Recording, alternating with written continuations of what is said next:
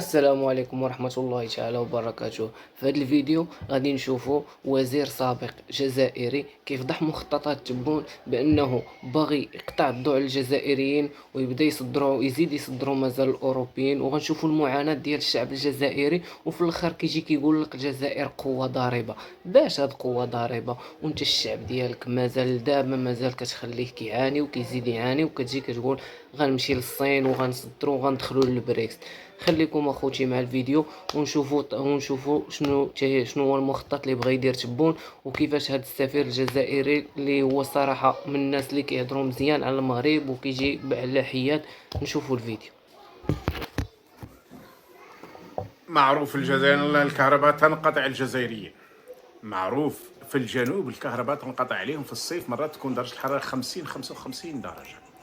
معروف أن هناك مشكل حقيقي في الكهرباء في كثير من الدواوير والتشر والبلديات.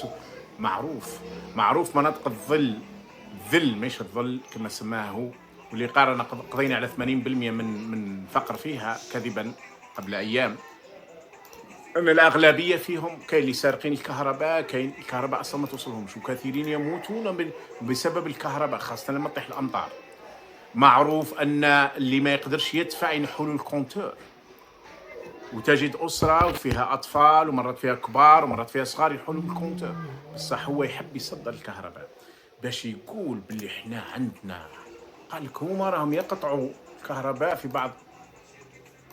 هؤلاء يحسبوا جاتهم حرب اوكرانيا ومع ذلك هاني مقيم في هذه البلاد 27 سنة لم تنقطع علي الكهرباء يوم واحد في البيت، يوم واحد، ما زادت ما نقصت، يوم واحد. هذا لا يعني لا تحدث، تقدر تحدث عندهم في حي تجيهم عاصفة ثلجية تقطع عليهم مثلا حي لمدة يومين أو ثلاثة، لكن بسرعة يرجعوه. احنا نتوما تنحوا الكونتور على الناس،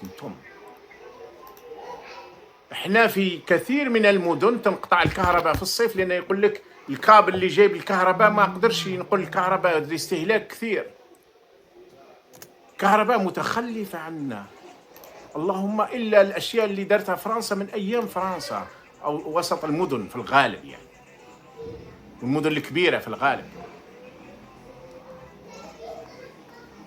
وتقطعون الكهرباء وتنحوا الكونتور، ونتاع الغاز وفي الشتاء تنحوه، بل انكم احيانا تنحوا الكونتور تاع الماء على اسر بما فيهم قد يكون فيهم رضع، قد يكون فيهم عجائز وشيوخه الى اخره.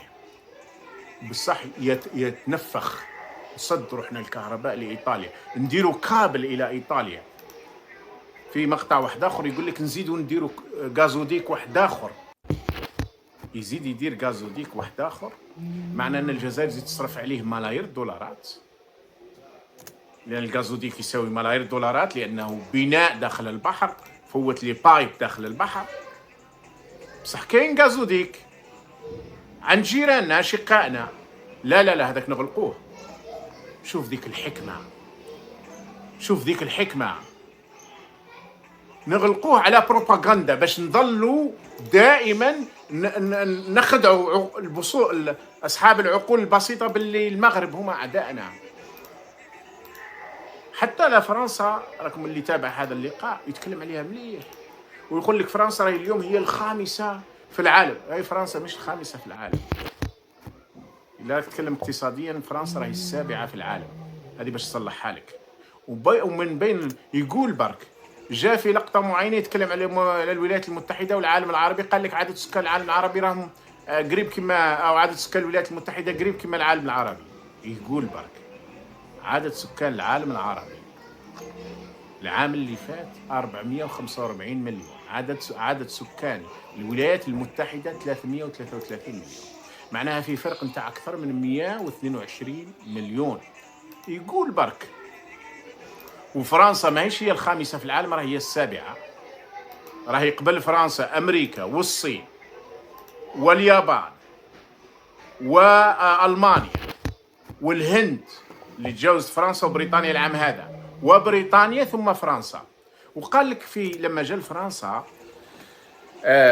باش ما نعاودش نطول لكم نجيب لكم مقاطع تاعو ويتكلم عليها مليح، قال لك الصراع اللي كان بيناتنا قدرنا نحلوه، ولقينا باللي ما كان له نزيدوا نديروا المشاكل بيناتنا.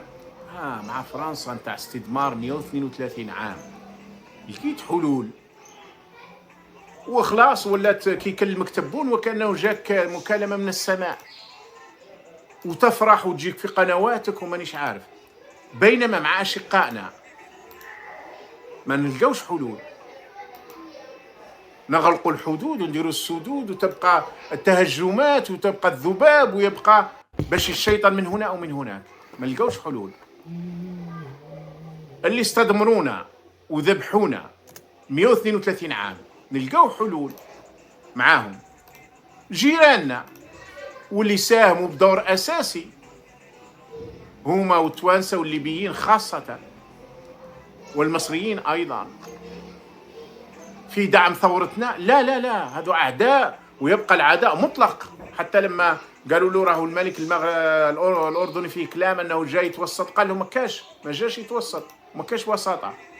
لا، جاي يتوسط، يا كذب. والأمريكيين أرسلوه، وراكم تفكروا في كيفاش تلقاو الحل، خاطر الأمريكيين أرسلوه.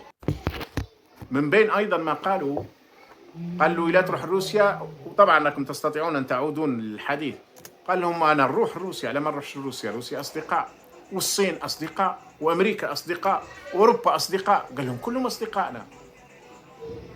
هذا الكلام اللي دائما نقوله، كلكم عملاء عندهم، مش أصدقائكم. فيش صداقات في العلاقات الدولية، فيه مصالح، فيش صداقات. كلكم عملاء عندهم. نعم، صدقت في هذه، لكن بدل كلمة أصدقاء هي العبارة الدقيقة عملاء. اللي قالت عليها أمريكا تقولوا إيه؟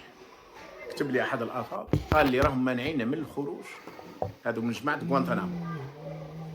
قال لي سقسينا النظام الجزائري علاش، سقساو هناك علاش تمنعونا من الخروج؟ قالوا مش احنا مانعينكم، أمريكا منعت. شوفوا، مع أمريكا احنا تحب تخرج للخارج تخرج، لكن إذا أمريكا قالت ما تخرجش ما تخرجش.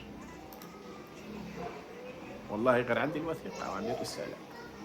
يعني دايرين حراس جزائريين ما يخرجوش من الجزائر لأن أمريكا قالت ما يخرجوش، مع أن هؤلاء تاع غوانتنامو الأمريكيين اعترفوا فيما بعد.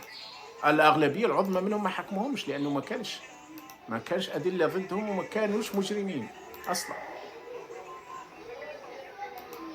يخضعون للأمريكي وللصيني وللفرنساوي وللروسي ولكل القوى الكبرى، ومرات حتى الصغرى.